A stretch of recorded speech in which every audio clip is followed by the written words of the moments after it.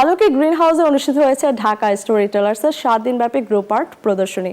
রফিকুন নবী, মনিরুল ইসলাম, হামিদুজ্জামান খান সহ 28 জন বিশিষ্ট শিল্পীর অংশগ্রহণে আয়োজন করা হয়েছিল এই প্রদর্শনীর। এখান থেকে প্রাপ্ত অর্থ ব্যয় হবে বাংলাদেশের গ্রামীণ শিক্ষার উন্নয়নে। শিল্পের শক্তি কেবলই বিনোদন নয়, এটি সমাজ পরিবর্তনের হাতিয়ার। সম্প্রতি আলোকে গ্রিন হাউসের প্রতিটি শুভ্র দেয়ালে যেন ফুটে উঠেছিল তেমনই দৃশ্যপট। দেশবরেণ্য শিল্পীদের চিত্রকর্মে স্থান পেয়েছে সমসাময়িক সমাজ ও সংস্কৃতির প্রতিচ্ছবি। প্রতিটি শিল্পকর্মই যেন দর্শকদের জন্য নতুন ভাবনার দুয়ার খুলে দিয়েছে। আমাদের আজকে যে শোটা হচ্ছে, এটার নাম হচ্ছে দ্য স্টোরি অফ আর্ট। এটাতে আমাদের দেশবরেণ্য 28 জন শিল্পী আছেন এবং ওনাদের আমি চেষ্টা করেছি আনতে আন্ডার ওয়ান রুফ।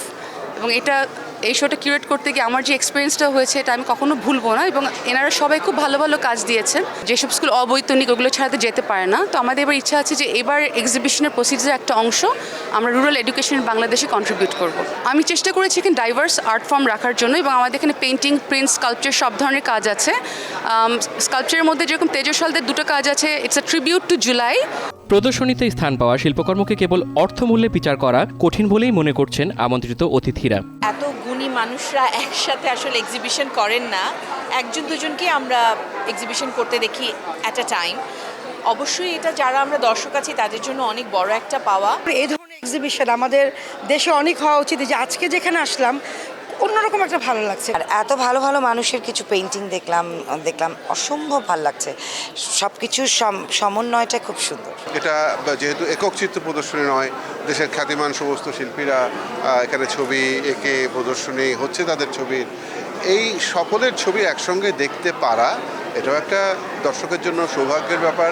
আমার যে খুবই ভালো লাগছে, এটা তো ভাষায় প্রকাশ করা যাবে না। আর আমার সে বয়সও নেই যে বিভিন্ন অঙ্গভঙ্গি করে সেই অভিব্যক্তিগুলো আমি প্রকাশ করব। একটা অনাবিল আনন্দ মনের ভেতরে কাজ করছে এবং আমাদের এই সময়ে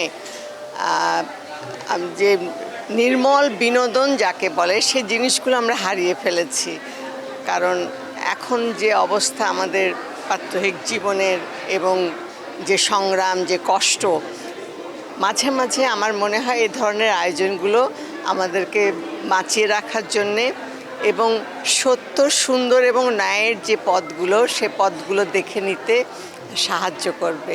একটি ছবি শুধু একটি রং আর ক্যানভাসের গল্পই নয়, এটি একজন শিল্পীর কল্পনাকে ফুটিয়ে তোলে। শিল্পের এই যাত্রা যেন থেমে না যায়, এমনটাই প্রত্যাশা সবার। সাদ আহমেদ দীপ, নিউজ 24, ঢাকা।